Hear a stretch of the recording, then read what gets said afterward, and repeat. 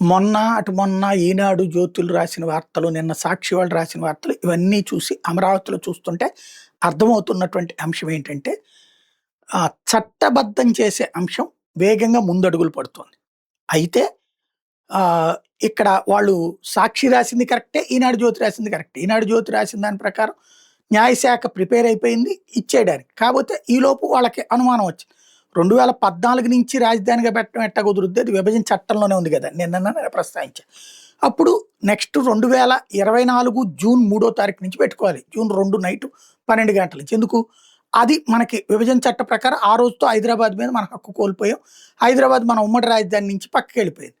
కాబట్టి ఇప్పుడు ఆ పాయింట్‌ని లెక్క చూసుకుంటే 2024 జూన్ 3 నుంచి మనల్ని అమరావతిని రాజధానిగా పెట్టమని అడిగేశారు వీళ్ళు. కాబట్టి ఇక రేపో మాపో క్లియర్ అయిపోయేటటువంటి అవకాశం ఉంది. చట్టబద్ధత. అయితే ఇక నగరపు పరిణామం ఒక్కటే తేడా. దాంట్లో ఉట్టి పేరుని పెట్టేస్తారా? లేకపోతే అమరావతి అన్నటువంటి దానికి సంబంధించి ఒక తుది రూపునిస్తారా? స్థలం ఎక్కడి నుంచి ఎక్కడి దాకా అన్నటువంటిది ఇక తేలాల్సి ఉంది.